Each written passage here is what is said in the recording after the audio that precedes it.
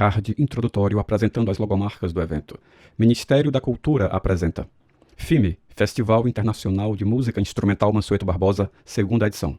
Realização, Lei de Incentivo à Cultura, Lei Rouanet e Casa de Vovó Dedé.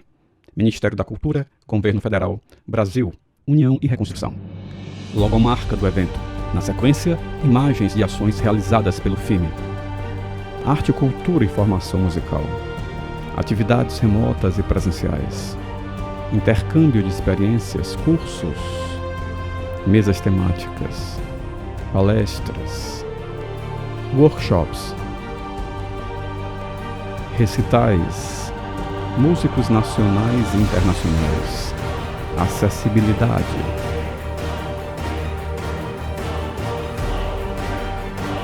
diversos olhares, linguagens e estilos, uma celebração à arte e ao conhecimento musical. O FIME promove ainda a 10ª edição do concurso Jovens Talentos, um tributo à dedicação e ao talento de jovens músicos de todo o Brasil, estimulando a performance musical, premiando 10 jovens músicos do país. FIME, Festival Internacional de Música Instrumental Mansueto Barbosa. Lei de Incentivo à Cultura, Lei Rouanet. Patrocínio Master, Grendene, Unipac, Semitomo Chemical, Lunelli. Patrocínio, Cosampa, Aco, Termaco, Asfaltos Nordeste, Ibite, Varejão da Sucata. Parceiros, BG Soluções Sociais, Fix Turismo, VSM Comunicação. Realização, Casa de Vovó Dedé, Ministério da Cultura, Governo Federal, Brasil, União e Reconstrução. O vídeo inicia com a fala do mediador Dalton Moura. Homem branco com cabelos, barba e bigode castanhos. Veste camisa azul. Dalton e os 3 convidados estão sentados em uma mesa branca de forma retangular, com microfones posicionados à sua frente. Ao lado esquerdo de Dalton está a convidada Maria Juliana, uma mulher morena com cabelos castanhos ondulados. Ela veste uma blusa preta e usa um colar colorido. No outro lado da mesa, à frente de Maria Juliana, está o convidado Pablo Garcia, um homem moreno com cabelos, barba e bigode pretos. Ele veste uma camiseta preta. Ao lado esquerdo de Pablo Garcia está o convidado Lincoln Souza, um homem branco com cabelos cacheados, avermelhados. Ele usa óculos e veste uma camisa preta. À frente de cada convidado, uma taça de vidro contendo água. Compondo um cenário ao fundo, o monitor de vídeo exibindo a logo do FIME. Na parte superior do vídeo consta um cabeçalho apresentando as informações do evento. Logo do FIME, mesa temática, música e formação profissional. Convidados Lincoln Souza, IFCE, Maria Juliana Linhares, UFC e Pablo Garcia, US. Mediação, Dalton Moura, jornalista. Olá, eu sou Dalton Moura e tenho o prazer de receber você aqui em mais uma atividade do FIME, o Festival Internacional de Música Instrumental Mansueto Barbosa, aqui da Casa de Vovó Dedé. Essa verdadeira usina de produção audiovisual, de ensino, de formação musical, também de produção na gastronomia, na técnica de áudio, sonorização, enfim, uma infinidade de saberes e fazeres aqui acolhidos na Casa de Vovó Dedé, essa ONG localizada aqui na Barra do Ceará, em Fortaleza, e que conta com importantes apoiadores desse trabalho que há tantos anos vem formando gerações de músicos, de músicas, de técnicos, técnicas aqui, e de pessoas próximas da cultura e da arte, e agora, mais recentemente, também da gastronomia, um trabalho bonito que envolve as mães de estudantes e de outros colaboradores e colaboradoras aqui da Casa de Vovó Dedé. Essa atividade integra o FIME, o festival, que tem ações como concertos, como shows, como palestras, debates, tanto online quanto offline. E hoje a gente tem o prazer de receber aqui figuras de referência da cena musical do Ceará para falar sobre formação musical no nosso estado. A nossa cena que enfrenta inúmeros desafios, que precisa de mais apoio, de mais visibilidade, de mais recursos, principalmente de um projeto coeso, integrado para a difusão e a promoção da cena musical do Ceará, unindo vários projetos, instituições, universidades, poder público, sociedade civil, iniciativa privada, para que a gente possa ter uma ação coordenada, uma ação de fomento da nossa cena, né? Nós temos muito a fazer. Esse plano ele traz diversos pontos e foi debatido pela categoria dos músicos e músicas ao longo de mais de 6 meses de debate por movimentos, como o Movimento Música do Ceará, pelo Sindicato dos Músicos do Ceará. Ele passou por validações em debates também online, em debates com as secretarias de cultura, tanto do município quanto do estado, e foi entregue ao poder público também, e tem lá diversas reivindicações e sugestões para o fomento dessa cena. Então, são muitas tarefas, são muitos pontos, e a gente tem muito a fazer. Mas talvez em nenhum deles a gente tenha avançado tanto nos últimos 10, 15, 20 anos, quanto na formação, no que diz respeito à presença e ao papel das universidades, né?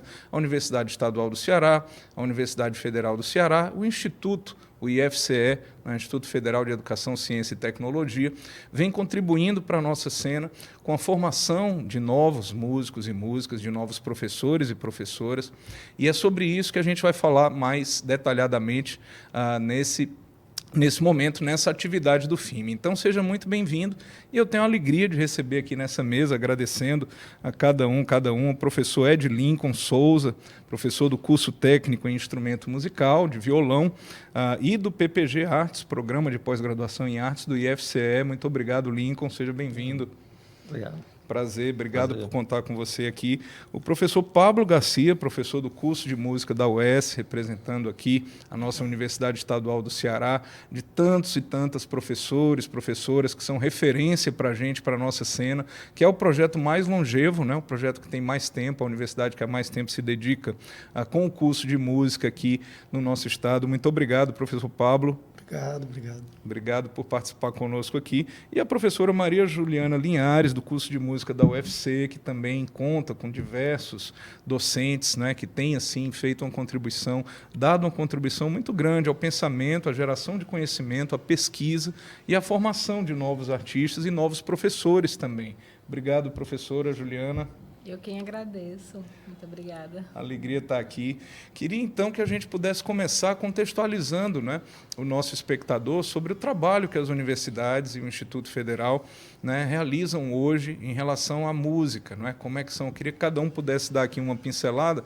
Lógico que é muita coisa, a gente teria aí precisaria de muito tempo para detalhar isso, e cada professor, cada professora que tem ali um tema, uma linha de pesquisa, né, uma linha de orientação de trabalhos também, tem uma dedicação tanto na graduação quanto na pós, enfim, tem um mundo de conhecimento, de pensamento, de pesquisa dentro disso.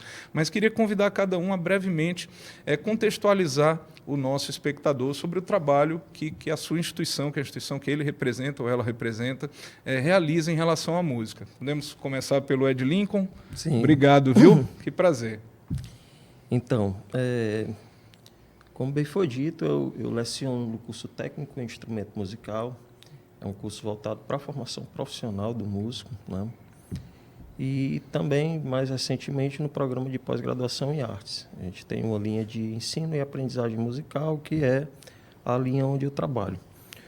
O Instituto Federal do Ceará, ao longo dos anos, né, tem tido um papel importante na formação dos músicos, das musicistas, assim, aqui no estado. Na formação profissional, a gente começou lá o nosso campo artístico, especificamente com a professora Lourdes Macena. Inicialmente eram as oficinas de música nos institutos federais. Posteriormente, eu ingresso em 2009, era ainda curso técnico em música, e depois a gente tem uma mudança, né, na nomenclatura do curso, onde a gente vira curso técnico em instrumento musical, né? A gente tem um papel importante atuando tanto em nível técnico como também nos cursos de extensão. E muitos dos nossos alunos, inclusive, eles acabam depois migrando para o ensino superior, né? Ultimamente, inclusive, indo lá para a UES, né? Na UFC também a gente tem alunos que saem do Instituto Federal, porque é bastante importante. Com a questão da obrigatoriedade do ensino de música, né, uma lei aí de 2006, né, 2007, Essa lei, ela possibilitou nós contratarmos mais profissionais para atuarem no âmbito do IFCE. E aí eu também digo o quanto é importante essa articulação entre as universidades, porque coincidiu também nessa época quando eu ingressei no doutorado, mestrado em educação, na linha do ensino de música, lá na Universidade Federal do Ceará. Lá eu comecei a ter algumas leituras em torno do campo artístico, do campo social, né, e da importância de nós articularmos e fortalecermos esse campo. Isso foi importante porque, no âmbito político, nós podemos articular, junto à diretoria de ensino, a contratação de novos professores. E com a contratação de novos professores e os trabalhos de extensão, também no interior do Ceará, o Instituto ele teve um papel importante na questão da interiorização do ensino de música. Né? Nós somos hoje aproximadamente 32 campi, eu não tenho esse número, mas no interior do Ceará, né? Onde a gente tem tanto cursos técnicos, cursos de graduação, né? E a gente tem também um programa de pós-graduação em artes, que é o único que é ofertado no Brasil, no âmbito dos institutos federais. Perfeito, um trabalho importantíssimo realizado pelo IFCE, né? E com tantos professores, essa questão da interiorização também, professor Ed Lincoln, né? Importante o nosso espectadora saber que são várias unidades do interior, inclusive municípios assim remotos, né? Abrangendo aí todas as macro-regiões do estado. Então, você ter acesso a essa formação ali naquela cidade sem que, né, aquele estudante, aquela estudante precise se deslocar para a capital, que nem todo mundo tem condições de fazer. Então, você democratiza esse acesso, assim como a experiência da UES e da UFC também tem os campi no interior do estado, né? E queria, Lincoln, lembrar aqui com muita alegria de um colega, né, de IFCE, professor do IFCE, um grande músico cearense, que foi por muito tempo radicado em São Paulo, e que fez parte do curso de música do IFCE, da experiência do Instituto, né? E são as ironias da vida, né? O Marco Beranger, o nosso diretor aqui dos programas aqui na Casa de Vovó Dedé, estava aqui há pouco conferindo aqui os planos, né? A vida é o que acontece enquanto você faz planos, sim, né? O nosso querido quando teve, né, um pouco tempo no IFCE, infelizmente teve de se despedir de nós, né? Nosso querido Edson Távora, queria aqui relembrar dele com muito carinho, né? Nosso pianista maravilhoso que marcou uma breve passagem, mas muito, muito marcante lá pelo IFCE. Né, e dizer desse exemplo inspirador para os nossos estudantes. E vamos dar sequência, então, com a professora Maria Juliana, lembrando aqui, né, tantos professoras da Universidade Estadual do Ceará, enfim, que são referências para a gente. Citar aqui nosso colega Heriberto Porto, que faz parte também do Sindicato dos Músicos do Ceará, desenvolve um trabalho há várias gestões, procurando aí melhorias, né, tanto para os artistas, professores, quanto também lutando por mais acesso do público cearense a essa própria produção. Professora Maria Juliana, queria que a senhora falasse um pouco para a gente dessa experiência hoje, né, da UFC, no curso de música da UFC, com Pedro Rogério, com o professor Botelho, enfim, professora Concília, tantos e tantas que têm se dedicado à formação. O curso começou com a educação musical, hoje é um curso de música mais amplo e também essa experiência de linhas de pesquisa da UFC, né? Bem-vinda, obrigado. Muito obrigada, Dalton. E agradeço por estar aqui nesse momento. O curso de música da UFC, ele nasce numa tentativa de suprir uma necessidade identificada há mais de 15 anos atrás, de haver mais participação de um público aqui do Ceará que não ingressava nas universidades por um decréscimo no ensino de música na educação básica. Isso é a história do Brasil inteiro, né, na verdade, não somente no Ceará, mas houve essa iniciativa de criar um curso em que o público-alvo seria principalmente aquele jovem que vai fazer o Enem, porque já está na idade, todavia não teve a oportunidade de se musicalizar antes. Então, foi um desafio. Quase não tem cursos no Brasil nessa proposta, porque é um curso que não tem a prova de habilidade específica para poder abarcar essas pessoas que chegam na idade de entrar na universidade, mas ainda não tiveram a oportunidade de ter um letramento musical inicial. Então, é ousado porque você, nesse tempo de graduação, você vai ter que produzir um nivelamento, porque é bem heterogêneo. Na verdade, esse curso não é procurado somente por pessoas que não têm o letramento musical, mas por muitos outros perfis.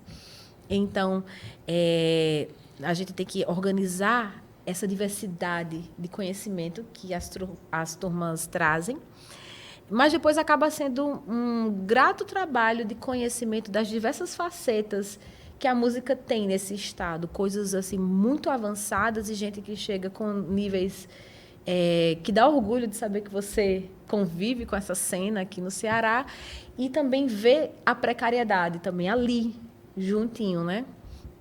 Então, esse curso nasce para tentar dar esse gás nessa área, e nasce já desde então como licenciatura, né? Não houve interesse a princípio, né, nesse momento inicial, em fazer um bacharelado. E eu sinto que, enquanto o curso técnico em instrumento musical do IF cobre uma área da sociedade, o curso de música da UES, né, que é o mais antigo entre nós, cobre outra área, de outros perfis, né, de pessoas com mais vivência musical. O da UFC cobre outra área, e eu acho que o Ceará tem uma conjugação de perfis de curso que talvez nem tenha em tantos lugares do Brasil, assim, cursos tão diferentes uns dos outros, né? E aí, no começo, era um curso muito voltado para as práticas vocais coletivas, levando-se em consideração que seria, em tese, a prática mais fácil do educador musical realizar na educação básica, porque o curso foi todo pensado para que aquela pessoa fosse ser professor da educação básica da escola pública, preferencialmente.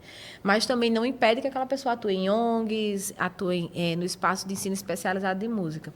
Com o tempo, foi existindo a percepção que a prática vocal, apesar de importante, ela pode ser algo que desperte outras necessidades musicais, porque os instrumentos musicais, o arranjo, a música que se dá por meio das vias digitais, eletrônicas, elas são produtos da cultura, tanto quanto as práticas vocais. Então, se nota que, mesmo nas realidades mais precárias, é preciso que a gente incentive também a prática instrumental de todas as maneiras, os instrumentos relacionados às músicas de tradição oral, da música popular urbana, da música de concerto. E aí se começou uma série de concursos para tentar abarcar outras áreas, né? Como, por exemplo, ensino coletivo de cordas friccionadas, que hoje temos lá, como também diversificar o setor de sopros, né? Hoje nós temos 2 professores na área de madeiras e um professor na área de metais. Também a prática percussiva focada em percussões da tradição oral brasileira, né? E da música popular urbana brasileira. Quem mais que foi ingressando depois das práticas vocais coletivas? Sim, também através de um professor que já estava desde antes, desde o curso de extensão, né, da UFC, que ele é antecessor do curso de graduação, veio o violão popular, né, com o professor Marco Túlio, que ele já estava na instituição, mas ele inaugura essa linha voltada realmente para a formação desse violão popular, que vai auxiliar o educador musical na educação básica. Eu fui a última pessoa que entrou, né, foi o último concurso, né, antes de uma configuração política que começou a fazer com que houvessem menos concursos.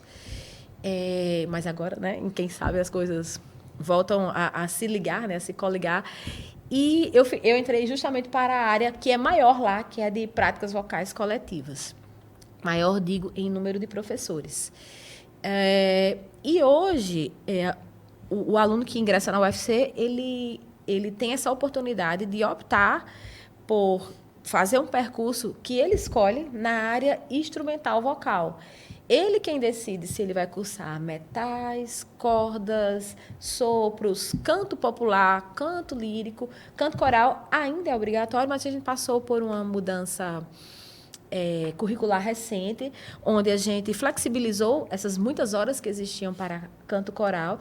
Existe um canto coletivo que é obrigatório agora, e essas horas que antes eram muito dedicadas à prática coral, você também poderá destinar ou fazer coral, se quiser, como também ampliar mais essa vivência por essas áreas, sempre no estilo de ensino coletivo, que é o que eles vão encontrar mais no dia a dia da educação básica, né?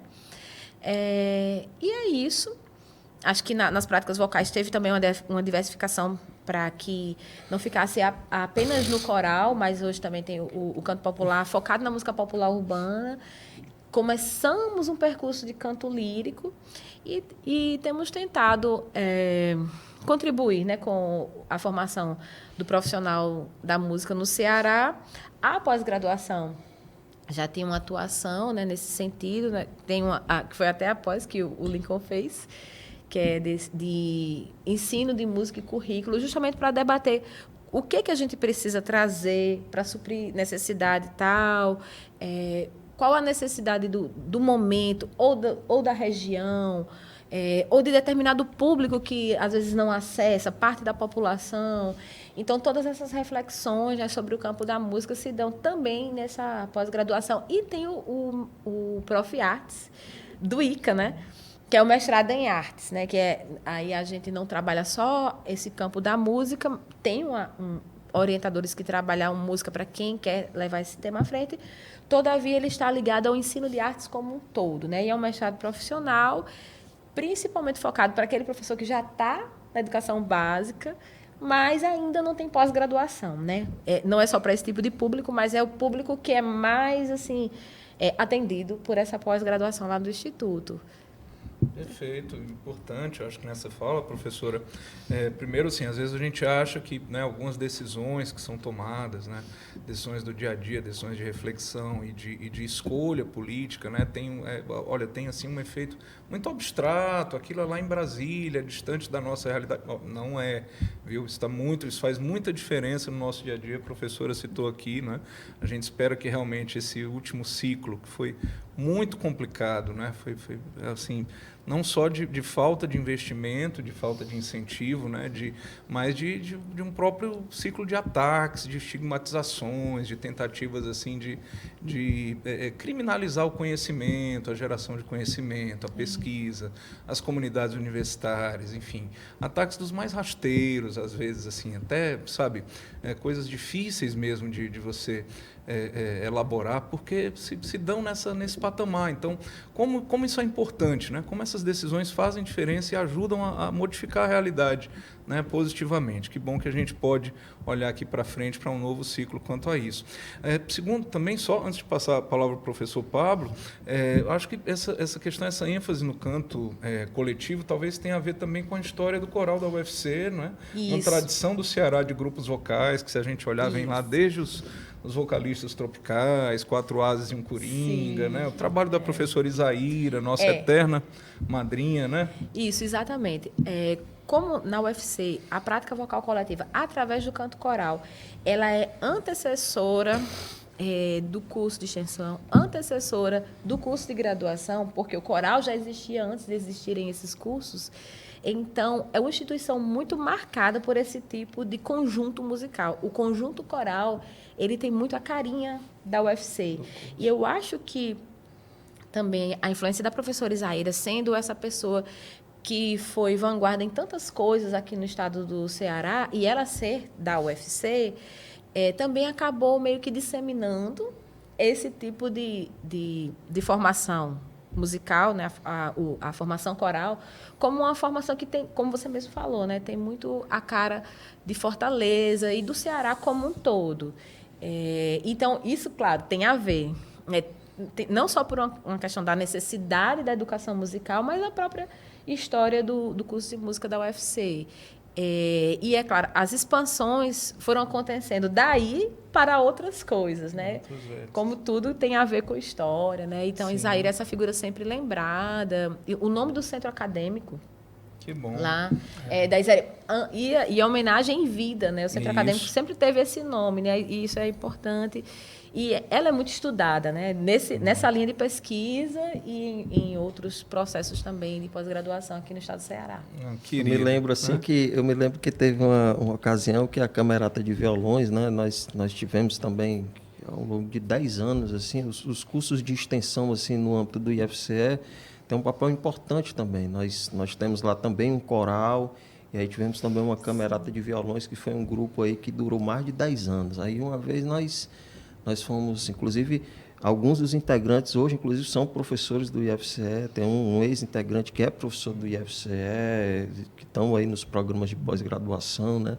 Assim, e aí a Isaíra, nós íamos tocar, fizemos um concerto belíssimo. Aí depois a Isaíra pegou e disse assim: olha, mas se vocês tocassem decorado e sem a partitura, ficava mais bonito. E aí, depois disso, a gente começou a pegar vamos pegar e memorizar as músicas. E eram ficava músicas mais bem... performático, né? Mais artístico. Performático e tudo. Pois é. Que bom, é Isaíra de muitas histórias, né? Isaíra que também dá nome ao foyer do Teatro Zé de Alencar, né? Isso. E uma característica desse grupo, desse ensino na UFC, né? Assim, dessa tradição com o coral da UFC, o coro cênico, né? A questão do cantor em cena tem um corpo, tem uma presença, tem uma expressão cênica, né? Lembrando aí as experiências dos professores Erwin Schrader e Elvis Matos, Gerardo. Né? Gerardo, enfim, uma longa história aí no coral da UFC e na forma como se democratiza também o acesso à música e ao ensino de música por meio do canto coletivo. Sim.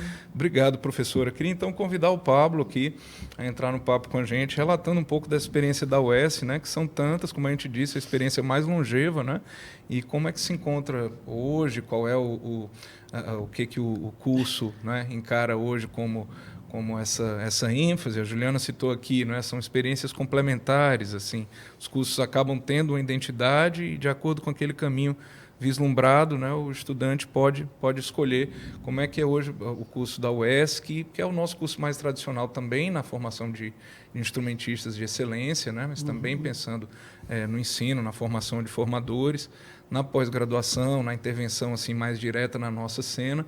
E o desafio que a gente tem, né? Hoje temos a Sinfônica da UES, com o professor Alfredo Barros, mas o nosso desafio que a gente ainda tem no Ceará, de ser o único estado que ainda precisa de uma sinfônica, de fato, com professores concursados, com estrutura de ensino, com calendário permanente, né?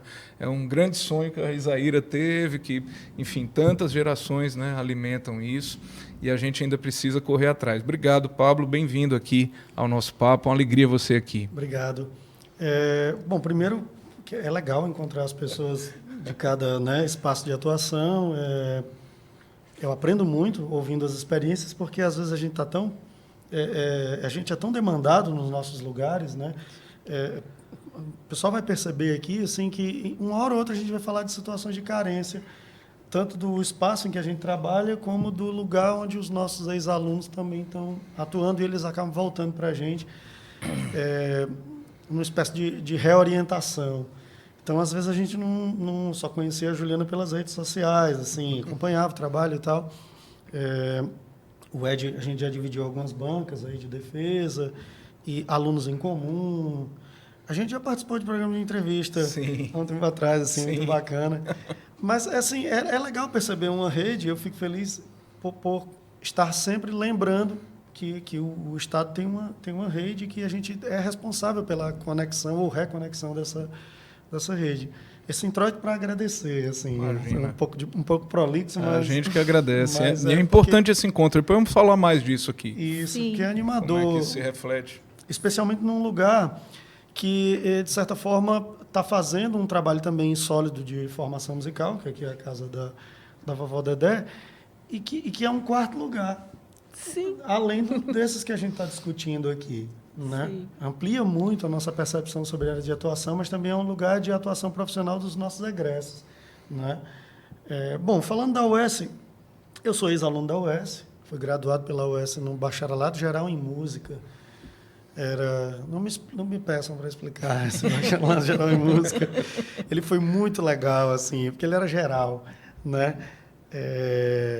Só um caráter de anedota, assim, eu uma vez desgostoso assim no meio da graduação, todo mundo aqui deve ter sentido um pouco isso, e eu queria ir para Brasília, eu queria ser maestro, queria estudar composição, 1900 e faz tempo, e eu pedi uma transferência facultativa para Brasília, mandei meu currículo lá e tal, e aí o coordenador do curso na época me ligou mas que currículo é esse aqui que tem tudo?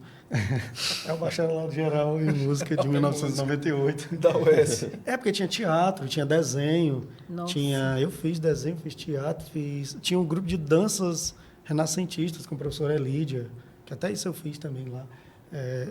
Além do violão, o canto coral, eram 8 semestres, o curso inteiro, sabe? Assim, você falou da questão da formação de excelência no instrumento e tal, mas é curioso porque a voz tem essa coisa estigmatizada e inata do corpo, e às vezes a gente esquece da instrumentalização da voz, assim, do reconhecimento da voz como um instrumento de trabalho. E na minha graduação, eu lembro que teve 8 semestres de voz. Eu sou rouco, mas não por culpa disso, assim, mas poderia ter sido uma pessoa proficiente, assim, se quisesse, porque foi bem legal. Mas eu fui aluno naquele período desse bacharelado geral e eu tinha uma curiosidade, assim, despertada lá dentro e não antes, assim, sobre o nosso papel como profissional, inclusive reconhecendo os lugares que nos formaram, sabe? É muito cansativo para mim, mas ao mesmo tempo estimulante no sentido de que é uma responsabilidade fazer uma defesa de um lugar que também é dependente, ele não é só provedor nesse sentido. Então, um curso longevo que já bateu aí, eu vou arriscar 40 anos, porque praticamente o curso de música ele tem a idade da UES. Da Universidade Estadual. Filosofia, veterinária e música são os primeiros graduações assim, que contam essa história. E aí depois teve toda uma reorganização curricular. Eu me formei em 2002, saí, fui fazer mestrado em outro estado e tal. E aí no campo das anedotas, o pessoal dizia que era difícil de entrar no curso e mais difícil de sair, né? Sair. Tem os 3 Ds. Os alunos iam para o mercado, iam para a cena, começava a entrar naquela roda viva de apresentação todo dia, ia deixando o curso ali, acontecia com muita gente. Passava né? também com essa questão, assim, que é ou eu atuo no mercado profissional ou eu estudo. Mas, ao mesmo tempo, tem essa confusão que é fazer um curso superior, perseguir, né, um fluxo de formação no curso superior, quando ainda você tem a prática musical como uma prática diletante.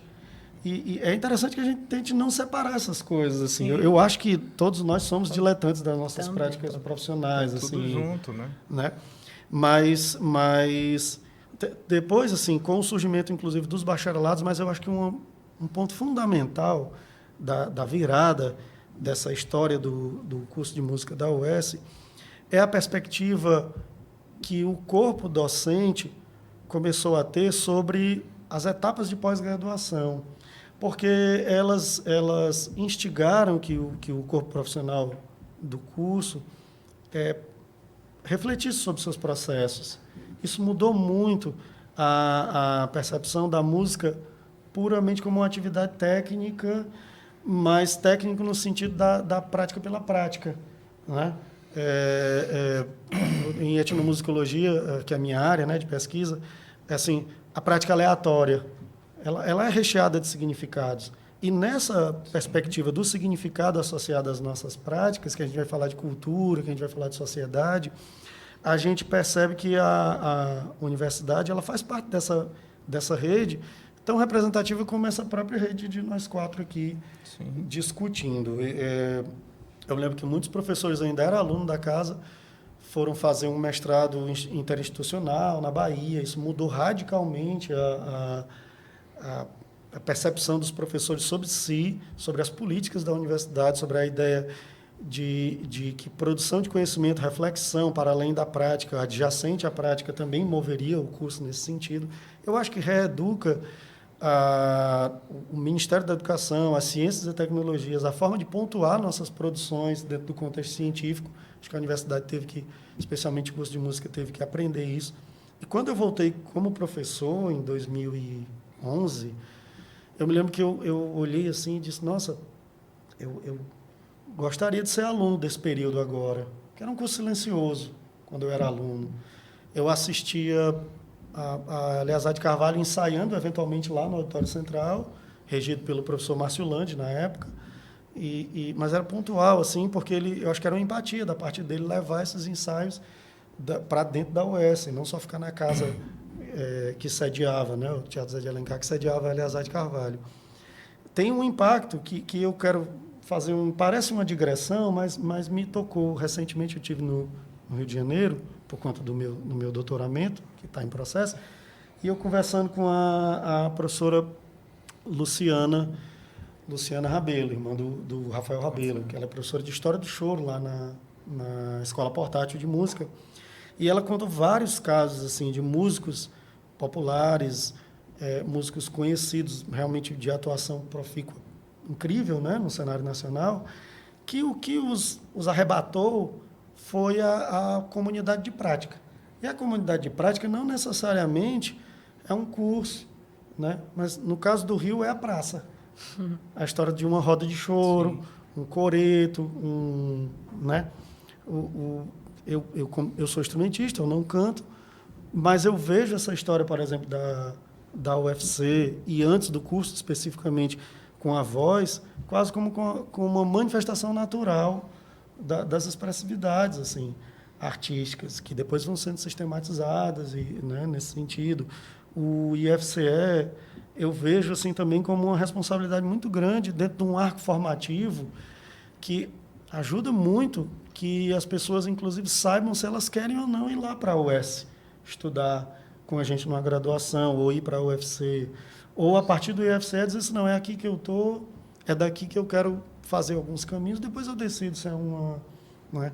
Acho que foi muito significativo para a UES nesse ponto. E aí, com a chegada dos bacharelados, eu acho que acaba também ajudando os outros cursos a pensar num grande cenário de atuação, seja anterior, seja a perspectiva de uma orquestra profissional. Eu tenho algumas questões sobre a ideia de orquestra, porque eu trabalho muito com o contexto das músicas populares, e então eu faço uma discussão aí sobre o caráter estratificante, ou inclusivo, ou elitista, ou popular de cada uma das práticas. Que é outro debate muito importante, né, da gente ter, né?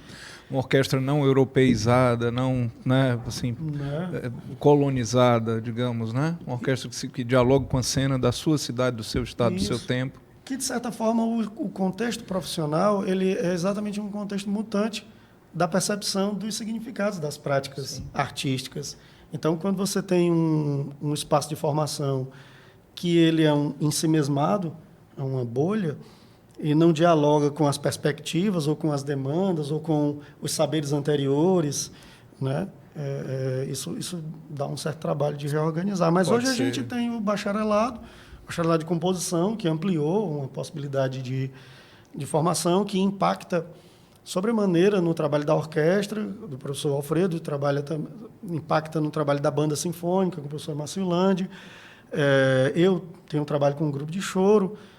A professora Lídia tem há muito tempo com um grupo de dança, hoje está em pausa, mas grupo de piano, grupo de flautas doce, grupo com a professora Luciana Gifone, grupo de flautas transversais, professor Heriberto, grupo de piano, professora Nelma, para não ser injusto aqui com ninguém, o Quarto Azul Verde, com o professor Marcos Maia, que outros professores atuaram em algum momento, assim, o coral, hoje muito bem trabalhado. Lu Basile na luta dos pianos também, né? Basile na luta dos pianos, mas inclusive, é super interessante a interdisciplinaridade que hoje ela faz, por exemplo, com a história. Sim. Isso, após graduação, na trajetória de formação dos professores, é bem legal, porque nós temos um corpo bastante heterogêneo, assim. Muitos de nós não passaram pelos mesmos centros de pós-graduação. Eu fui para Brasília, agora estou no Rio de Janeiro, o outro foi para os Estados Unidos, o outro foi para a Bahia, o outro foi para o Paraná, sabe? Assim, e experiências distintas, e é um lugar de convergência, que é muito interessante nesse ponto, né? A professora Inês e a professora Lu têm uma interdisciplinaridade com a história, que é super interessante. O professor Márcio e o professor Alfredo têm essa questão com a regência, com a composição, com as análises dos conteúdos estruturantes, das engrenagens, né? da música europeia, por assim dizer. Eu lido muito com a questão da música popular, porque trabalho o choro, mas também trabalho outras coisas. Então, o curso de música acaba hoje sendo um lugar de convergência de múltiplas linguagens. O currículo ainda sofre muitas alterações, a gente ainda quer que ele possa ser um mutante. Tem agora uma mudança recente que eu acho que para o ano que vem vai ser interessante. A gente vai ter uma seleção agora para bacharelado em violão, né? Bacana. Olha aí. Presta atenção. A gente vai receber aí Fica a dica. Né? E tudo mais. Mas eu me sinto, eu vou falar exatamente o que a professora muito plural, Luciana, né? Vou falar São o que a muitas frentes, né, de atuação. falou para mim, assim, eu não posso, não é porque tem alguns tronos que você tem que se sentar, não dá para sentar não, tem que ficar em pé, ralando bastante ainda, sabe? E tá perto das pessoas, né? Isso, sem dúvida. Obrigado, professor Pablo. E assim, a gente está gravando aqui hoje também, estamos perto aqui do Dia do Servidor Público, né? Importante a gente falar disso, né? Que esse modelo de educação, de formação, ele depende muito, né, de uma valorização do poder público, quanto à formação, quanto à educação musical, né? Temos aqui 3 servidores, servidora pública, públicos aqui participando do debate. E, assim, há também um outro lado da moeda, que é o nível de pressão que esses professores enfrentam, o nível até de produtivismo. Assim, eu lembro desse debate há bastante tempo, assim, de uma linha de... Né, assim, há uma pressão por apresentação de papers, de trabalhos, de monografias, de ações que pontuem, né? Enfim, há também esse lado, assim, de uma...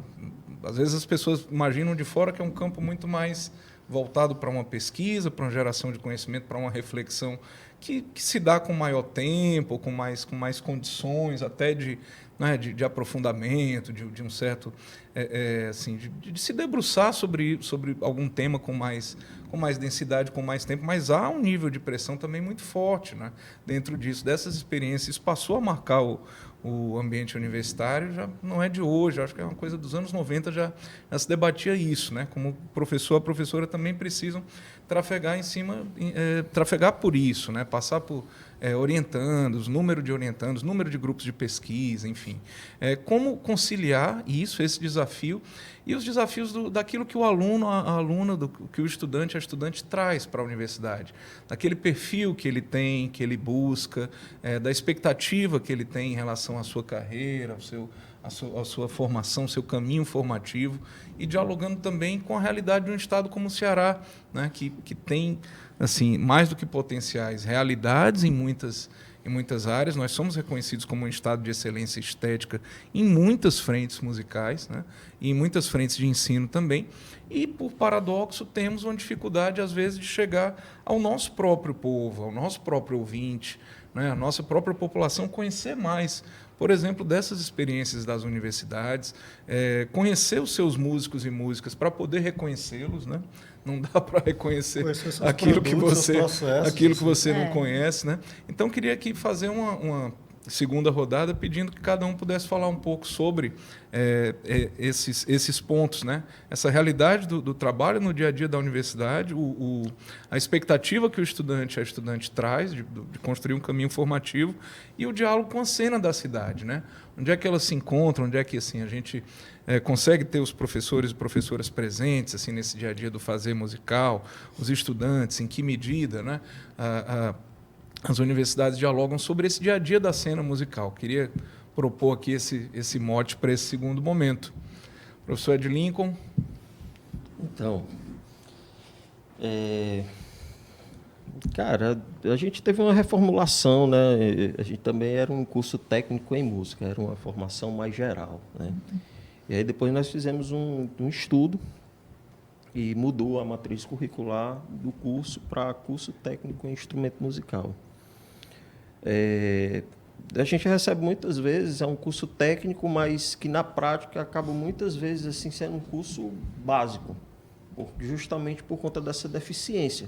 Que os estudantes eles chegam lá e não têm, digamos assim, essa vivência musical, e daí também a necessidade dessa articulação dos cursos de música na universidade junto à sociedade. E uma das coisas importantes que a gente viu agora recentemente, né, a Escola de Música da Vila das Artes, que é um passo importante também. Sim. Nós temos uma escola pública de música. Uma luta antiga, né? Uma luta antiga, né? Assim, e isso é importantíssimo, assim, a gente ter isso, né? no sentido de chegarmos mais, de atingirmos mais esse público, né?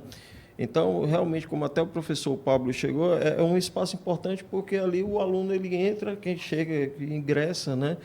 Ele meio que vai ter um conhecimento inicial em torno da música como área de conhecimento, né? Como área de conhecimento. E aí sai um pouco daquela ideia do senso comum, de dom, de que fulano toca porque é um dom, para entender a música como área de conhecimento, de pensar a música. Sai do campo né? do privilégio. Sai, exatamente.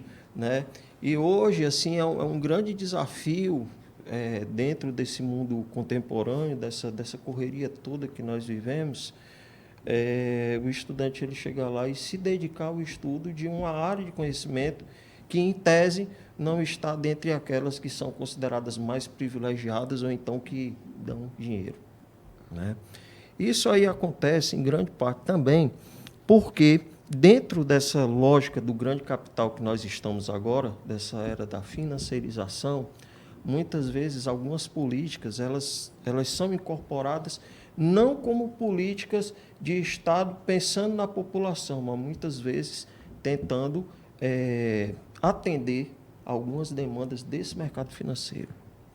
E aí, talvez por isso, se a gente for olhar dentro do cerne dessa questão, é por isso que muitas vezes talvez não se ache importante, em tese, ou então um investimento em torno de uma orquestra sinfônica, ou então de termos mais recursos para a área da cultura, para as artes. E aí, dentro desse atual momento que a gente está vivendo, né, onde de muita corrida desenfreada, de um egoísmo muito grande, porque antigamente os seres humanos eles conviviam em harmonia com a natureza. E depois, dentro desse egoísmo, dessa coisa toda, o homem ele passa a querer manipular a natureza para lhe servir. Né? Então, e o que é que isso influi assim, dentro da música? Né? Como é que a gente vai pegar e atingir e pensar essa área de conhecimento dentro de uma formação que é importantíssima para o ser humano? Né? Então, a gente tem pensado assim, esses problemas, refletido, né, sobre essas questões da música no âmbito dos cursos de música. Uma outra coisa também importante que a gente pega e até traz lá no curso é a gente pensar um pouquinho nessas práticas decoloniais, né, de repensar, às vezes, o currículo. Né? Eu acho interessante, por exemplo, quando a gente vê esses cursos hoje cada vez mais plurais, onde a gente tem ali a prática da música europeia, que também é importante, né? A gente essa tradição de música, mas também a gente pegar e focar justamente dentro dessa prática musical mais voltada para a nossa realidade. Né? E aí, lá no IFCE, a gente tem muitos alunos que atuam na noite, que chegam e que ali, quando eles pegam e ingressam no Instituto Federal, eles vão começar a pensar na possibilidade de trabalhar profissionalmente com música, né? Para além daquela coisa de você, muitas vezes, estar apenas no barzinho. Mas da gente pegar e pensar a questão dos projetos na área de música, do terceiro setor, das políticas públicas, né? As políticas públicas que muitas vezes esse digamos, assistencialismo é combatido aí por essa lógica da financiarização, mas que, na verdade, essas políticas elas são muito mais políticas compensatórias. Né? São políticas compensatórias. Não são transformadoras de realidade. Né? São exatamente. Amenizadoras de quando a gente graves problemas e pontuais e atomizadas. Né? Então, assim, a gente pensar a questão da música também dentro das suas muitas subjetividades, que envolve a prática musical, que envolve o bem-estar, que envolve a ética, que envolve uma formação humana, um currículo que possa englobar mais esses problemas da contemporaneidade. Porque muitas vezes assim a gente vem de uma época que você trabalha com música, você só pode tocar ou ensinar. Né? Mas existem uma série de outros segmentos possíveis.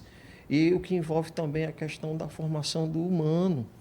né? A nossa formação, o bem-estar, a felicidade, a saúde, o convívio com a natureza, uma série de coisas que, na medida que foi passando o tempo, o homem foi perdendo a faculdade de pensar nessas coisas.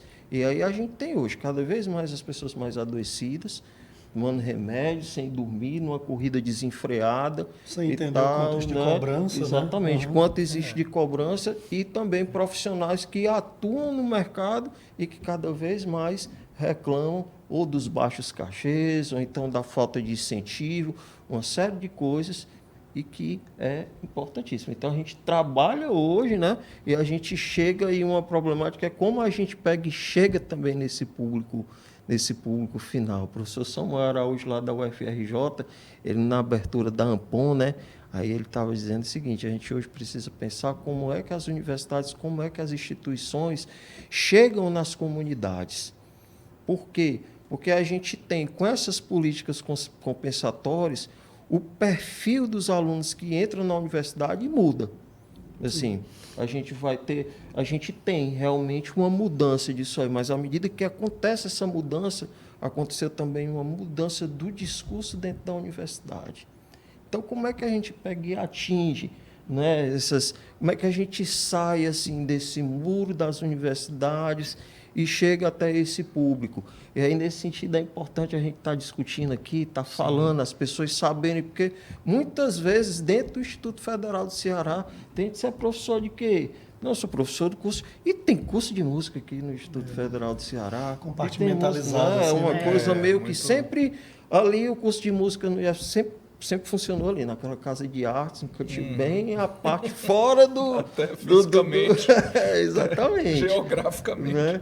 Então, assim, são esses problemas, né, que a gente tem chegado. Os cursos de extensão, eles são importantes nesse sentido, né, porque a gente pega e chega e atinge, e ali a gente chama mais gente para pensar a música relacionada com a sociedade, relacionada com o bem-estar do humano, relacionado com, enfim, com essas várias áreas de conhecimento que a gente tem aí hoje.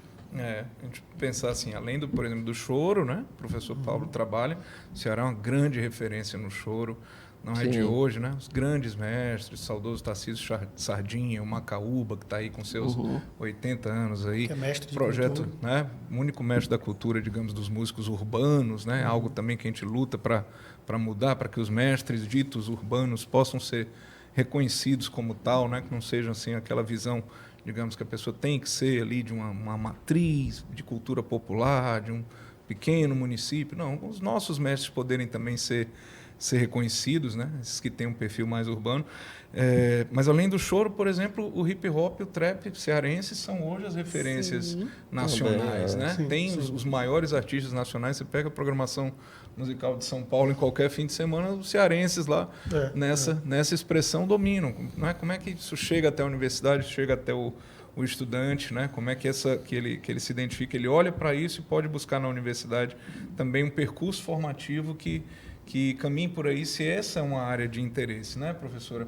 Então, queria também pedir sua contribuição quanto a isso, assim, o dia a dia do trabalho na universidade versus essa pressão do produtivismo, né? A questão do perfil do estudante, dessa busca, e a relação com a cena local, como se dá na UFC pela sua percepção. Antes, eu vou só rapidamente Por favor. complementar, porque das áreas que eu falei, faltou o teclado coletivo, que também é uma perspectiva que existe na UFC, né? Eu esqueci de falar. Além de percussão popular, violão popular, canto lírico, canto popular, canto coral, cordas, sopros entre madeiras e metais, e também todo o estudo teórico relacionado à música e sociedade, né? Você citou aí o professor Botelho, o professor Pedro Rogério, que são as pessoas que trabalham isso mais fortemente com a gente lá na UFC. Então, vamos lá. Dia a dia de professor, meu amigo. Porque a área da música ela tem uma peculiaridade que, além desse produtivismo, desse conhecimento, de você fazer divulgação científica do que você está fazendo ali, observando, produzindo, escrevendo, que normalmente é através de um trabalho teórico, bibliográfico e às vezes empírico. Monográfico, né? Que você escreve, publica, vai dar palestra, faz isso aqui que a gente está fazendo. Além disso, o professor de música forma grupos artísticos. E gerir um grupo artístico dá muito trabalho, porque você dá aula para aquelas pessoas, você é o produtor, você marca pauta, combina roupa, faz divulgação. Às vezes, ajuda o bolsista a gerir rede social de projeto. E, muitas vezes, o professor toma conta de 2, 3 projetos artísticos, de grupos, né, para rodar a cidade, fazer arte pela cidade. Então, junta essa demanda teórica de escrever, ler, palestrar, orientar, fazer banca, com essa demanda artística. A demanda artística traz uma demanda de produção cultural e, às vezes, política. Porque aí, então, veja assim, na UFC tem muito ligado ao sindicato. O Pedro, na UES, o Heriberto. Né? Então, e Heriberto, por exemplo, tem grupo artístico. O Pedro tem grupo de estudo na parte mais teórica. Então, é carregado, viu? Nesse sentido, puxado. Mas é interessante também que a demanda por novos professores, ela tem muita justificativa, porque acaba ficando com poucos professores nos cursos de música, muita disciplina, porque você tem que dar conta do projeto político-pedagógico. A gente faz projetos político-pedagógicos assim, ousados, com disciplina disso, daquilo, as mais para música de concerto, as mais decolonizadas, enfim. E a lógica está presa à carga horária, né? Isso uma limitação concreta, né? Pois é. Aí tem, exatamente. Aí tudo isso tem que entrar na carga horária, onde você tem projetos de pesquisa, projetos de extensão, e tem a produção escrita, né? Então, eu sinto a realidade do ensino de música nas universidades do Brasil, para quem leva a sério, né? E eu vejo, graças a Deus, a maioria do pessoal aqui no Ceará muito dedicado. Para quem faz disso assim, seu ofício de verdade, com muita cidadania, com muito compromisso, eu sinto uma função de trabalho precarizada. Precarizada como é o trabalho do rapaz da fábrica de castanha, que é nessa rua aqui. Sim. Porque a gente acaba dando mais horas do que a gente foi contratado para dar. Não que isso seja um problema, mas, do ponto de vista de categoria, de luta de classes, a gente está se assemelhando ao trabalho alienado no sentido de Karl Marx, né? De que uma parte daquilo ali que você está dando não tem retorno para você, vai ficar com alguém. No caso da gente, o alívio que ainda dá é que uma parte do que a gente faz, eu prefiro pensar assim, né? Vai ficar para o povo. Floresce para as pessoas, né? Vai ficar para o povo do Ceará. Sim. É identitário, assim, né? Então, por outro lado, começa também a ter uma coisa produtivista da própria área, de querer fazer para entrar nessa perspectiva do engajamento, da luta política. E a docência acaba virando uma militância. Né? A gente acabou de citar a Isaíra. Tipo, certamente, durante toda a sua vida, a Isaíra trabalhou muito mais do que precisava. Enfim, tem esse viés duplo. É precarizado e, ao mesmo tempo, é recheado de utopias e de coisas de transformação do mundo enfim. O perigo está aí. Este é o perigo.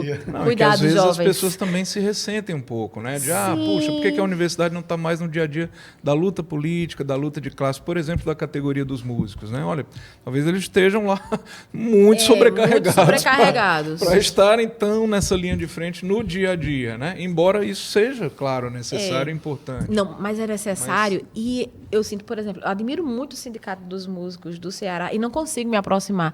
Pouco consigo me aproximar do meu sindicato, da DUFCE. E tem pouca gente das artes bem assim, eu não digo assim, vai numa assembleia, lê os resultados das políticas, né? Eles têm uma comunicação bem excelente, ficam mandando as coisas que estão acontecendo. Mas, assim, de participar de chapa, de ser diretor executivo de um setor, as pessoas da música, cada vez mais, não têm estado. Porque é essa coisa louca. Se todo mundo tem toda essa coisa de artigo para escrever, simpósio, a gente ainda tem o grupo artístico, os projetos de extensão, dar aula para a comunidade. Produzir, comunicar. Quer dizer, é um produtivismo que é também desmobilizador politicamente. A gente sai da política. Então, é o primeiro canto que a gente desocupa, o pessoal da música, né? Então, isso precisa ser problematizado também, né? E a relação que você perguntou também.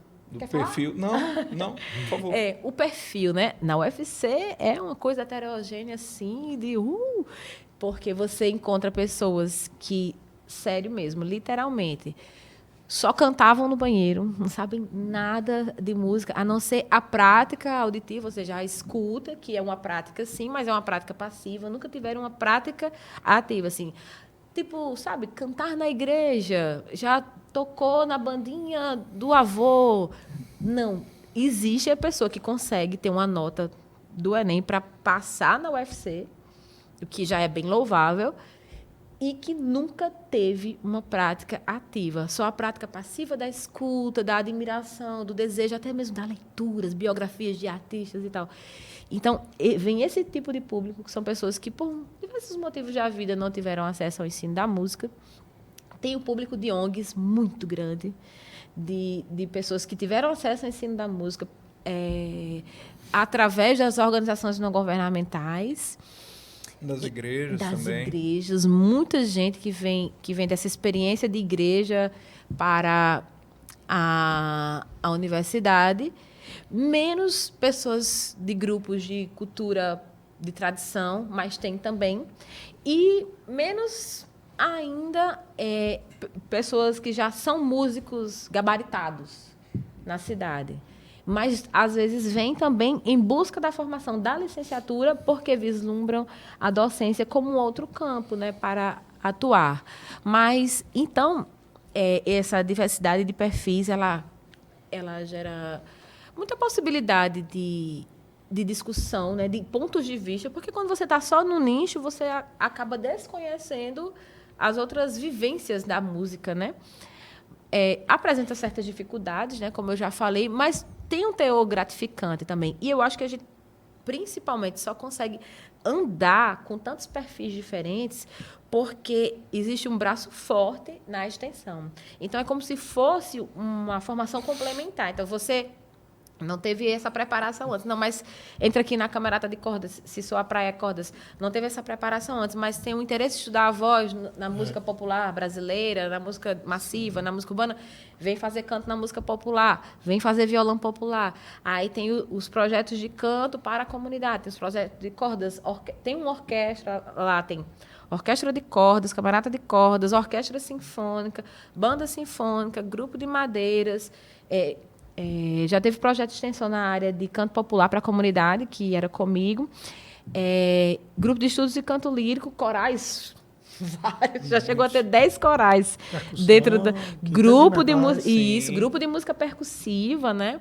Então, assim, você começando ali dentro a identificar quais são os seus caminhos principais, não que a universidade queira dizer, não, eu estudo só percussão, eu estudo só canto, eu estudo só violino, mas você vai identificando que tem alguma coisa que vai ser mais forte.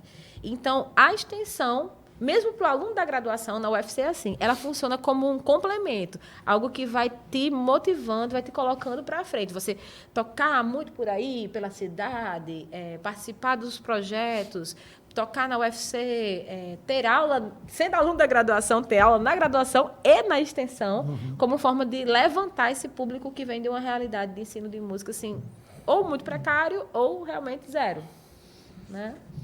Desafios e uma pluralidade grande, né? Isso. A Juliana pegou no ponto da extensão, que eu acho que é o grande... Sim. Hoje eu acho que é o grande... Posso talvez exagerar um pouco nisso, mas como eu estou envolvido com extensão também, talvez seja o atual revolucionador dessa estrutura. Extensão no sentido mesmo de quebrar muros, extensão no sentido de produzir novos exercícios de escuta, que eu acho que tem ressignificado muito a mudança curricular, que todos nós acabamos falando aqui sobre mudança curricular, acho que são exercícios de escuta. A crítica sobre a questão da economia, pela lógica produtiva, pelo valor monetário, não pelo valor do significado, né, o qualitativo versus quantitativo nesse sentido, a extensão quebrou muito. E também permitindo o tempo de cada uma dessas coisas. O tempo da prática, o tempo da reflexão e o tempo, inclusive, da avaliação dessas coisas enquanto atuação profissional, né? Porque o currículo em si, ele segue, assim, essa lógica da instituição, ela está lá, é um constrangimento, para falar sociologicamente. Mas, ao mesmo tempo, esse poder de agência da gente de olhar esses lugares e vez por outra, dar uma parada, porque parar é fundamental, no sentido de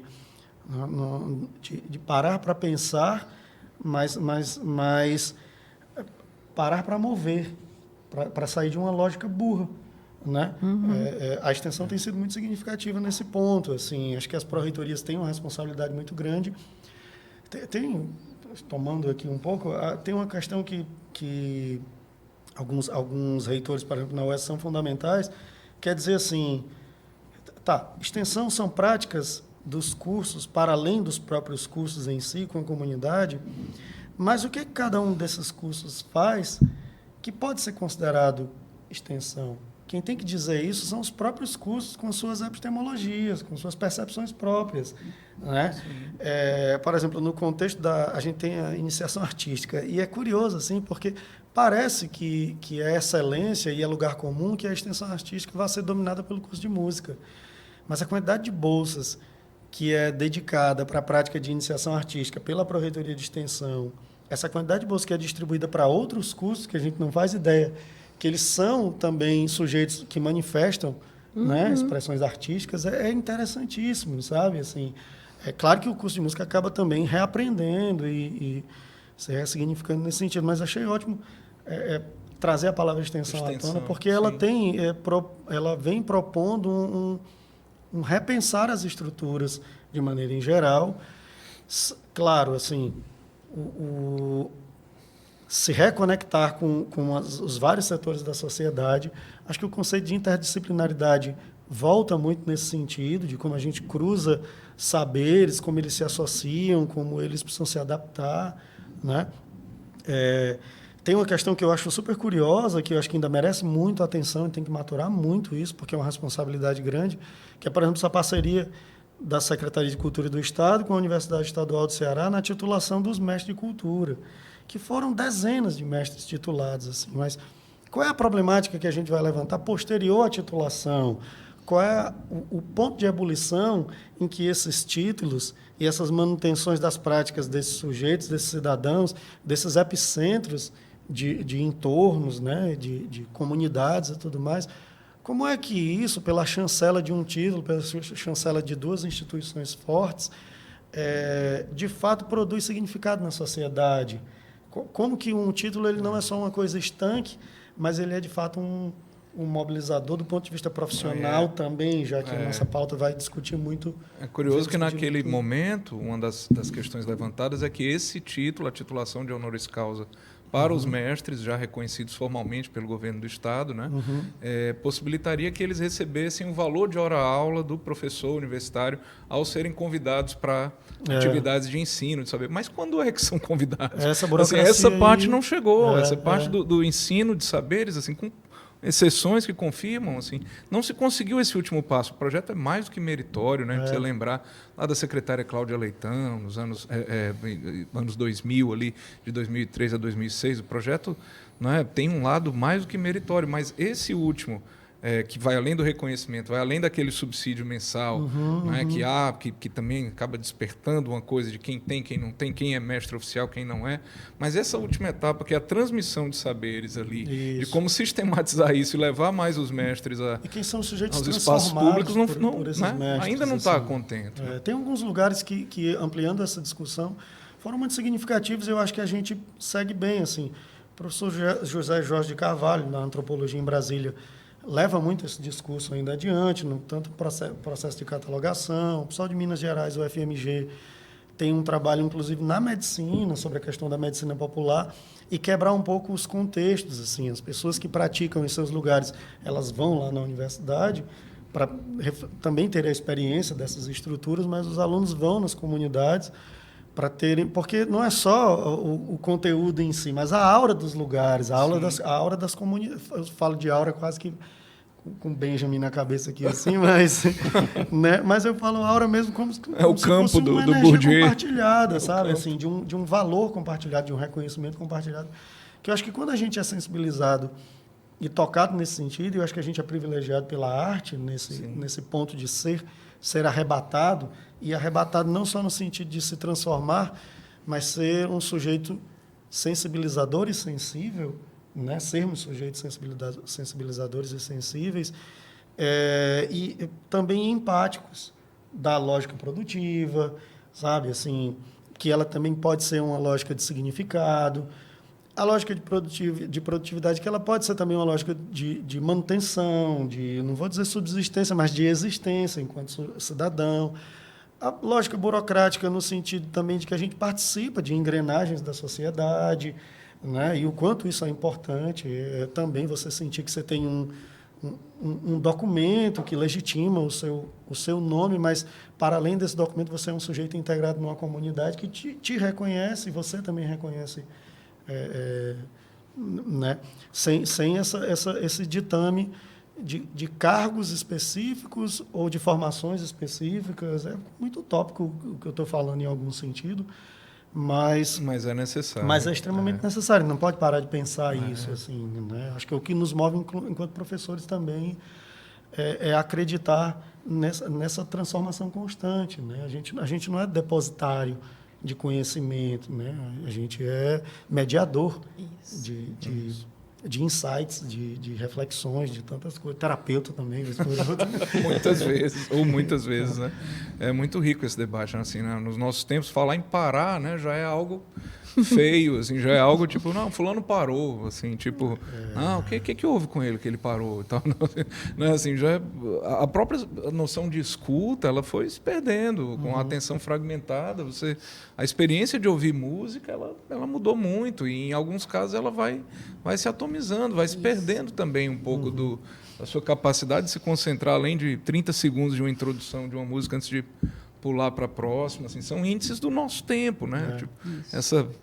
Como caber em 15 segundos da rede social, não é ali uma expressão musical que precisa ser transmitida. Mas eu fiquei curioso também, Paulo, quando você citou, olha, eu gostaria de fazer parte gostaria de ser aluno desse curso, como ele tem essa configuração hoje, né? Então eu queria só pedir para você complementar, assim, quanto ao perfil do aluno e a experiência hoje, o diálogo com para além dos muros da UES, o diálogo com a cena musical do Ceará hoje, para a gente poder fechar aqui esse nosso papo.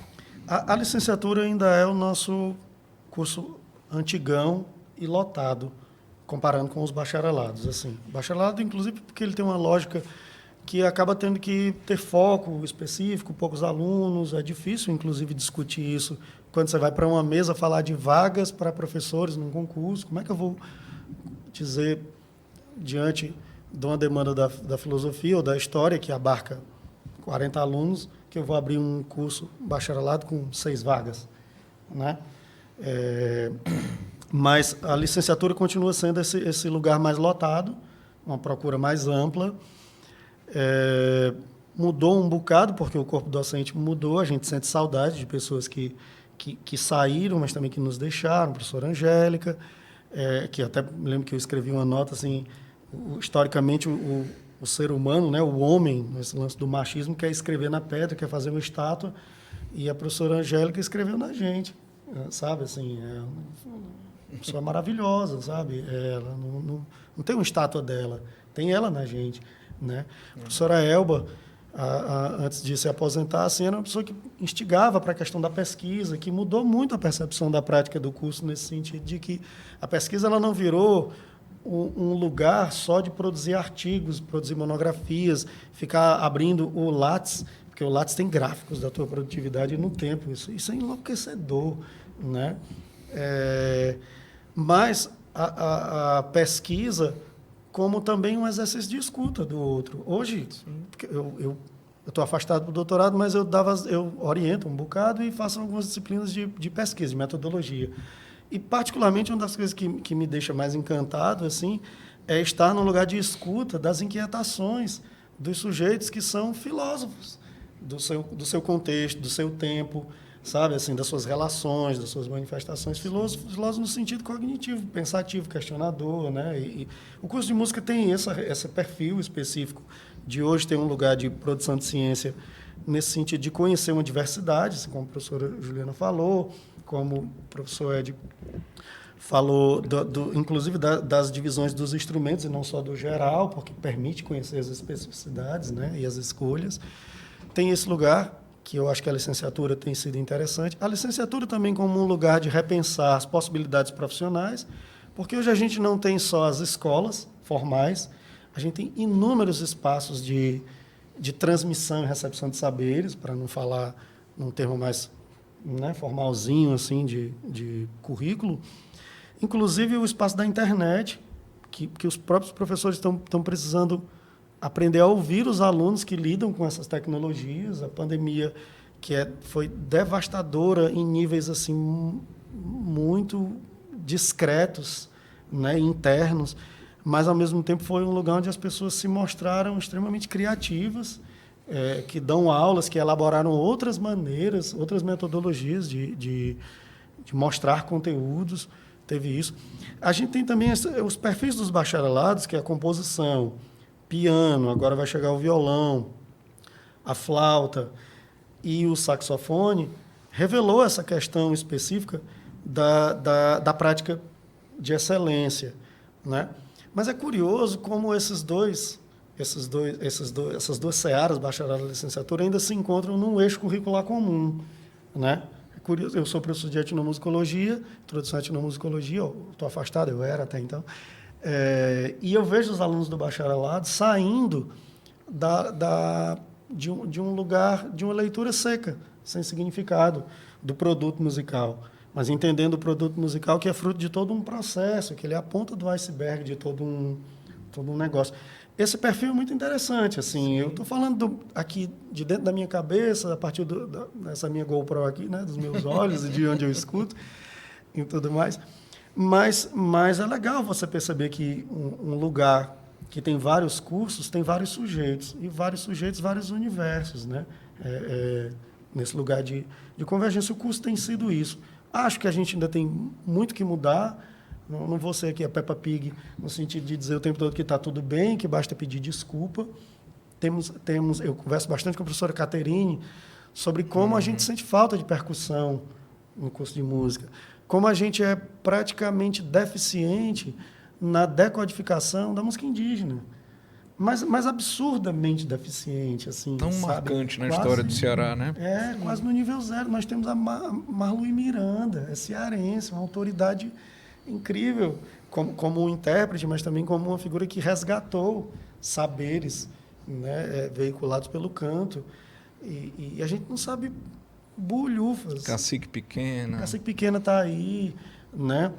Que é uma revolução tanto na questão do gênero, enquanto cacique, ou cacica, se a gente quiser fazer essa corruptela, mas, ao mesmo tempo, como um ícone vivo da mobilização de uma cultura. E não só um marcador de espaço, né, que canta, que dança, e que explica tudo isso pela lógica da comunidade, da terra, de uma epistemologia, de uma cosmovisão. E os cursos, eu acho que ainda estão muito aquém dessa... As bandas cabaçais, o trabalho de pesquisa artistas como a Marta Aurélia, que se debruçam, vão à comunidade, vão beber na fonte. A própria lógica da composição, que é muito mais intuitiva do contexto popular, Sim. Né, do que só aquele sistematizado do contexto europeu, que a gente tem, por exemplo, o Luiz Duarte. Sim. Que, com a marimbanda. Que deixa aí centenas, talvez milhares de composições, né? Quer dizer, um universo de estudo aí riquíssimo, né? Mas que, assim, a questão do olhar, né? Nós temos um olhar para isso, nosso olhar está pronto, tem essa sensibilidade, consegue sensibilizar, né? Isso. Para que a gente... Né? Aí precisa vir o Spock, gravar a música do Luizinho, para que, então, a música do Luizinho adquira um reconhecimento. Qual é a nossa responsabilidade nesse sentido, né? De ser um lugar que não só reconheça com a titulação, mas também transforme isso num lugar de prática e de problematização dessas realidades. Assim.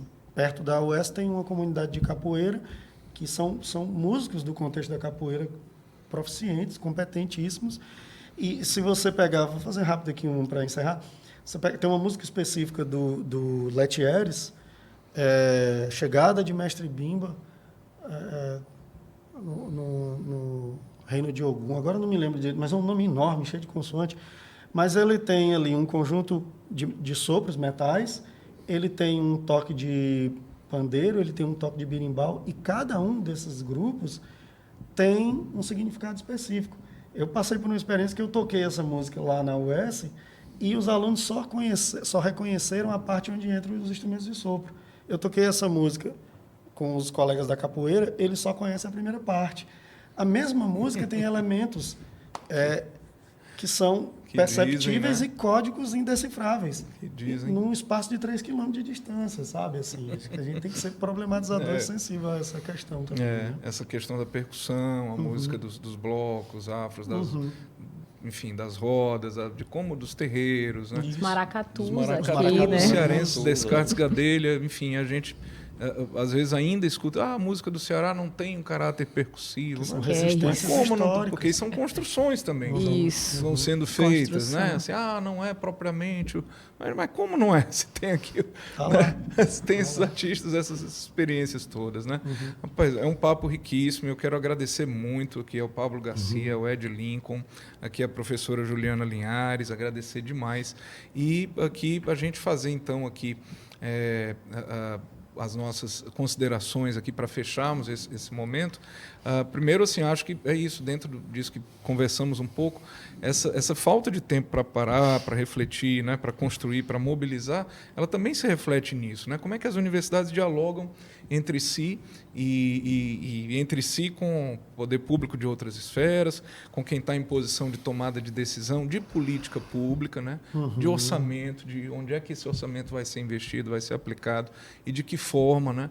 Papel, forma de gestão, né? Orçamento, gestão, organizações sociais, coisas que estão hoje aqui, que têm experiências na saúde, têm experiências na cultura, a gente pouco consegue lançar esse debate público, porque parece que está todo mundo muito sufocado, muito ocupado. E isso é também uma forma de manter como está, né? Você tem menos visão, tem menos tempo, tem menos debate, e você consegue apontar menos caminhos ali. Então, acho que a gente tem aí muito a necessidade desse diálogo. Esse momento aqui na casa de Vovó Dedé é um pequeno exemplo disso, né? Em uma hora aqui, o quanto de temas, quanto de pontas de novelo tem aqui que merecem ser puxadas e desenvolvidas, e o quanto assim, subversivo, é revolucionário, é transformador, né? Assim, do ponto de vista como nessa acepção de transformar, esse diálogo, simplesmente a gente poder estar junto, se conhecer, se reconhecer, o quanto a gente vê que tem assim de coisas que nos afligem, que estão ali afligindo também o colega, que a gente pode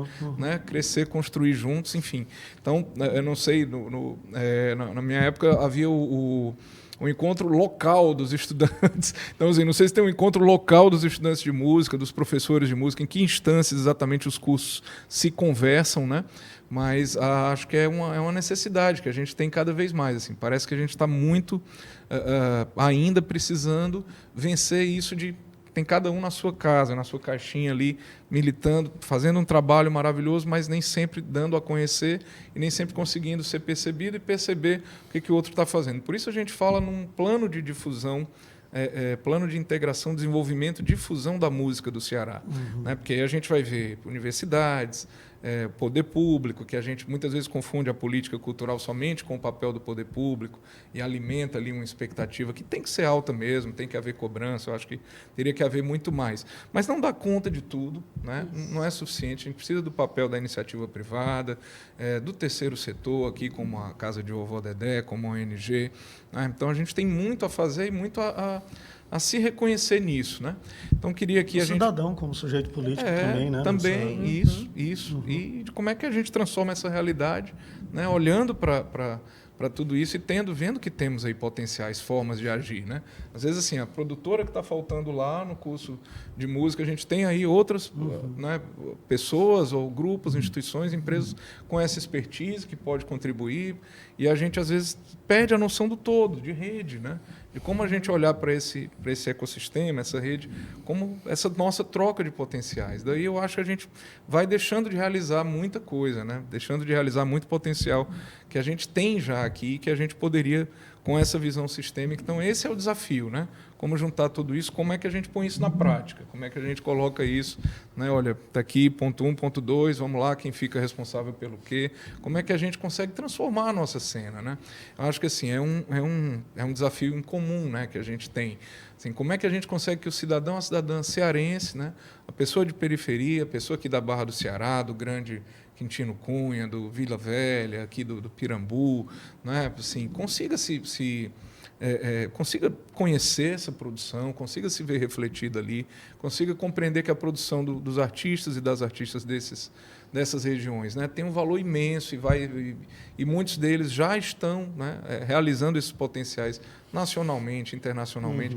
E às vezes a gente, né, depara com aquela coisa, pô, mas isso aqui, esse artista, cara, é tão incrível e é daqui. Assim, só descobre na volta dele. Eu não né? conhecia, descobre na volta. A história do Spock gravar o frevo do Luizinho, né? Então, porque não temos. Puxa, aí estão lá centenas de frevos. Enfim, tantas experiências assim. Então, queria agradecer, passar a palavra aqui para a gente fechar brevemente esse momento. Quiserem destacar algum ponto, o que faltou aqui. E agradecer muito, dizer que a gente tem muito a conversar, como Sindicato dos Músicos, como Movimento Música do Ceará, como produtores culturais, como militantes. Acho que a gente precisa estar mais próximos, né? A conclusão que a gente chega de momentos como esses é essa. Obrigado, professora Juliana. Então, só tenho a agradecer, né, Dalton, Casa de Vovó Dedé, instituição que tenho guardada no meu coração, né? Já tive projeto de extensão aqui, coral, depois alunos meus, alunas especificamente minhas, assumiram os corais, mas eu estou sempre aqui. Estou sempre por aqui fazendo alguma coisa. E me sinto muito acolhida nesse ambiente. E aqui conheci o Lincoln, estou conhecendo o Pablo, pessoalmente também, né, que acompanhava esse trabalho dele, justamente essa coisa da internet, né? E eu acho que é isso. Eu creio que também, para desfocar essa responsabilidade do professor resolver tudo do problema do ensino da música, no nosso caso, nós professores, né? A gente precisa começar a agir institucionalmente e pensar melhor nas parcerias. Para finalizar, eu ultimamente venho pensando muito que existe uma certa idealização, por exemplo, no nosso caso, que trabalhamos em licenciaturas. E o IF tem licenciatura agora também, né? E tem egressos nossos da área de canto popular, por exemplo, na licenciatura de Crateús, enfim, o que nos deixa bem orgulhosos. Nossa. E é que existe uma idealização do que a escola básica precisa, quando, na verdade, a gente, enquanto instituição, não está conversando com as secretarias de educação. Sim. Sobre que música que eles querem na escola, né? E às vezes a gente está lá brigando. Não, essa música é colonizada, essa é colonizada. Não vai levar essa, leva essa outra. A música vocal é mais fácil de trabalhar. Não, mas os instrumentos também. Tem muitos locais que têm tradições instrumentais próprias. Por exemplo, a fanfarra, a escola pública, a cidade pequena, tudo isso está muito, muito Ceará, muito Brasil, né? E é instrumento, é cultura instrumental. Então, às vezes a gente cria idealizações do que o campo precisa e que elas só existem numa ideia muito assim fora da realidade porque a gente não faz isso, não está sentando junto com o governo do estado, universidade, eu quero dizer, com as secretarias de educação, para ver, por exemplo, assim, a disparidade maior que existe é o governo do Ceará e a maioria dos municípios, quase todos, fazerem concurso para professor de artes e a gente não tem mais um curso de artes. A gente tem curso de teatro, a gente tem curso de dança, a gente tem curso de música, todas as licenciaturas, né? Mas a gente não está debatendo isso e a gente está debatendo que música vai levar, sendo que chega lá, nossos egressos têm que dar conta de todas as artes. E aí Então, esse descompasso precisa ser resolvido com essa mobilização institucional, política, né? Então, eu tenho esperanças de que esse momento geral que estamos vivendo a nível de Brasil, né? Isso coligado com o governo do Estado, um ministro da Educação que é daqui, se a gente não aproveitar essa onda, surfar nela para fazer uma grande comunicação interinstitucional e grandes projetos, políticas públicas de rede. Se a gente não for agora, a gente vai mais nunca. Se não for agora... E um ano já foi, né? E 4 anos passam rápido. Cara, Assim, é isso. um Temos que correr. É isso. Obrigado, só agradecer. Professora Juliana Linhares, do curso de música da UFC. Muito obrigado. Professor Ed. Quero agradecer também a oportunidade de estar aqui, né, aprendendo, ouvindo aqui a fala dos colegas, né, a gente debater e saber um pouquinho da realidade do que cada um de nós está fazendo e pensando, né? Assim, agradecer a Casa de Vovó Dedé, o Festival Internacional de Música Mansueto Barbosa, né? A Casa de Vovó Dedé, que é esse espaço maravilhoso também, onde aqui formam muitos jovens, né? Aqui na periferia de Fortaleza, enfim, faz um trabalho maravilhoso. Enfim, e é isso, é agradecer. E ficam aqui também muitas perguntas, né? Eu acho que é bacana também, muitas inquietações quando a gente vem para um negócio desse. Estava pensando aqui, você agora falando, né, desses encontros aí, de repente pensar até no encontro de estudantes e professores de música do Ceará. Sim. A gente, né? Contemplando as universidades interiorizadas, exatamente, né? Cariri, Sobral. Sabe? Isso aí, de repente, é uma possibilidade, né? Assim, de pensar como é que a gente pode articular isso aí, né? Enfim, até de conhecer outras realidades e discutir também a questão hoje. Eu falo muito lá no curso, a OSESP hoje, né? A OSESP é uma fundação, né? Então a OSESP ali é um grande guarda-chuva que ali tem vários projetos, assim. Então, eu acho que são essas coisas, né? Essas discussões, né? É só agradecer aí essa possibilidade de discutir e aprender sobre esses temas. Obrigado, viu? Obrigado, professor Ed. Por favor, professor Pablo. Obrigado. Eu agradecer e correndo o risco de não ser prolixo, assim, porque realmente eu fico super porque inquieto o tema com as é pautas, apaixonante, assim, né? Demais e tudo. Pois é. Mas assim, para a questão do profissional, o que eu me inquieta bastante, assim, deixar essa discussão para a gente aqui, é que de todo, inclusive Dalton pontuou muito bem, nós somos servidores, somos profissionais, né? Estamos aqui, inclusive, cercados de outros profissionais dedicando seu tempo para execução, edição, pós-produção, de tudo isso aqui que está sendo discutido. Ao mesmo tempo, a gente está sendo amparado por um nome super instigante, que é um Festival Internacional de Música Instrumental. Nesse sentido, eu quero até lançar um desafio nele, ele contemplar os instrumentos de uma maneira em geral que fujam dessa proficiência desses instrumentos que a gente já conhece há muito tempo, assim, mas onde entra a galera da música eletrônica que manipula equipamentos com uma capacidade impressionante, como disse uma vez o professor Márcio Landi, mostrei um arranjo para ele, ele disse assim, eu não sei fazer isso aí que você sabe fazer. Tem muita gente fazendo um monte de coisa que a gente não sabe fazer. E o professor parece que virou assim, tanto é cobrado como é criticado, e às vezes é elogiado num nível tópico de que eu sei que vai resolver tudo, ou deveria saber tudo, né? Mas tá aí um canto onde a gente vê uma galera dando um jeito de fazer sabe, assim, com maneiras muito particulares de pensar. A primeira vez que eu fui júri desse festival, eu saí arrebatadíssimo, assim, mesmo quem errou e quem perdeu, né? Apresentou resultados muito interessantes a partir de suas dedicações, mas eu acho que um desafio para o contexto profissional é perceber, eu não vou nem falar a palavra interiorização, mas a ideia mesmo de um campo muito grande que se expande e que precisa se conectar nesse sentido de que as manifestações têm suas riquezas, suas inteligências, suas tecnologias, né? E quais são os espaços e como os espaços vão se integrar para ouvir e articular melhor a existência dessas diversidades. Assim.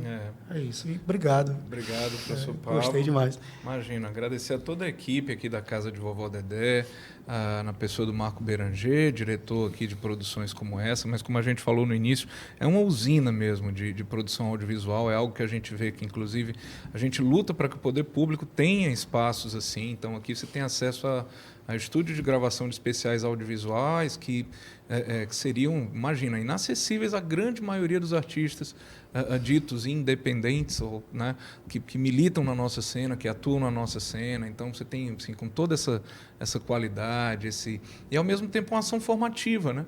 Trabalhadores e trabalhadoras da cultura super jovens que estão aqui, né, ralando, aprendendo aqui junto, fazendo junto, né, trazendo, levando.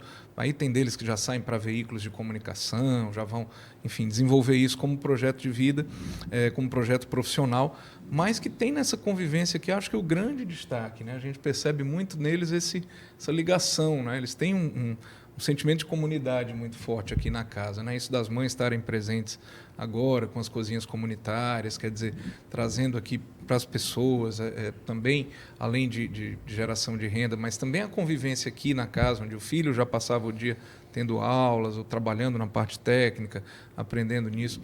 É uma experiência muito, muito interessante que a gente luta muito para que o poder público possa replicar. Imagina a diferença que faz um estúdio de gravação, um estúdio audiovisual, gravando vários especiais, vários, né, assim, captando o trabalho desses artistas. A gente luta para que isso exista em mais bairros da nossa cidade, né, e nos polos, nas macro-regiões do estado. E tem um lado também do registro documental. Eu falo sempre isso para o Wagner, diretor aqui da casa, né? Cada especial desse, que ele é uma foto desse momento aqui, é um registro, é algo que a gente luta muito ainda por ter, e que a gente vê os nossos grandes artistas, em grande parte, se despedindo, sem deixar assim, muitos registros. Então, entrevistas aprofundadas, né? A gente luta para que o Museu da Imagem e do Som, que está aí, né, reformado, com a nova estrutura, uma ação super simples, é isso aqui que nós fizemos. Trazer esses artistas para dedicarem seu depoimento, chamar professores, colegas, músicos, né, para interagir. Então, a casa oportuniza isso, eu acho que é muito importante a gente destacar essa experiência, né? Então, agradecer mais uma vez, dizer que você se inscreva, né, também ative o sininho aí para receber sempre as notificações no canal da TV Dedé, da Casa de Vovó Dedé, e acompanhe as outras atividades do FIME, do Festival Internacional de Música Instrumental. Agradecer a você, compartilhe, conte conosco, siga acompanhando a Casa de Vovó Dedé. Um prazer estar aqui e vamos lá, vamos à luta, vivam a música, os músicos e músicas do Ceará. Muito obrigado. Logomarca do evento. Na sequência, imagens e ações realizadas pelo FIME. Arte, cultura e formação musical. Atividades remotas e presenciais. Intercâmbio de experiências, cursos, mesas temáticas, palestras, workshops, recitais, músicos nacionais e internacionais, acessibilidade,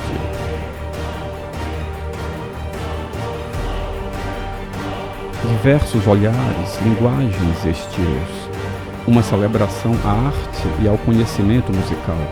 O FIME promove ainda a 10ª edição do concurso Jovens Talentos, um tributo à dedicação e ao talento de jovens músicos de todo o Brasil, estimulando a performance musical, premiando 10 jovens músicos do país. FIME, Festival Internacional de Música Instrumental Mansueto Barbosa. Lei de Incentivo à Cultura, Lei Rouanet. Patrocínio Master, Grendene, Unipac. Semitomo Chemical, Lunelli. Patrocínio, Cozampa, Aco, Termaco, Asfaltos Nordeste, Ibite, Varejão da Sucata. Parceiros, BG Soluções Sociais, Fix Turismo, VSM Comunicação. Realização, Casa de Vovó Dedé, Ministério da Cultura, Governo Federal, Brasil, União e Reconstrução. Produção, TVDD. Logo da TVDD. Realização, logo da Casa de Vovó Dedé em 3D na tonalidade dourada, em versão comemorativa dos 30 anos da instituição. O número 30, no lado esquerdo do nome Casa de Vovó Dedé. Dentro do número 0, uma casinha dourada. Instagram e Facebook, Casa de Vovó Dedé. YouTube, www.youtube.com/tvdd.